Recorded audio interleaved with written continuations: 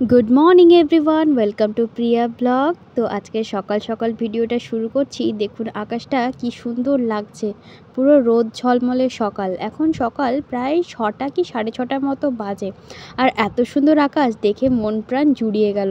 আর এদিকে আমি আমার সমস্ত কাজকর্ম পুজো টুজো সেরে চলে এসেছি রান্নাঘরে ব্রেকফাস্ট করব বলে। আর এদিকে মা বিউলির ডালের ব্যাটার করে রেখেছে, আর এইদিকে একটা ধোসা বানাচ্ছে। তো ছোট ছোট ধোসা খেতেও ভালো লাগে, প্রতিদিন রুটি তরকারি ভালো লাগে না। আর এদিকে সাথে ছোলার ডালের চাটনিও করে রেখেছে ধোসার সাথে খাওয়ার জন্য।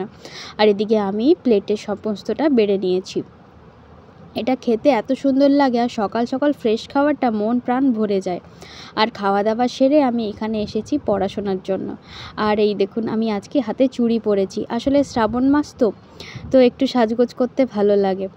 তো এখন পরে নেব ঘণ্টাখানেক। আর আজকে আর অঙ্ক টঙ্ক করছি না, আজকে ভাবছি বই নিয়েই বসে পড়ি। আর এই দেখুন আমি পড়তে বসলে বইকে এরকমভাবে নোংরা করি, আমার প্রত্যেকটা লাইনই হাইলাইটার দিয়ে কালার করতে লাগে। কোনো সময় আবার ইচ্ছাও করে না এরকম দাগ করতে। তো পড়াশোনার পরে খাওয়া দাওয়া করে একটু বসেছি আলতা পরতে। অনেক দিন জানেন তো আলতা পরা হয়নি, যেহেতু শ্রাবণ মাস আলতা তো পরতেই হবে। তো সেই জন্য আলতা টালতা পরে এদিকে হাতে মেহেন্দিও পরে নিচ্ছি।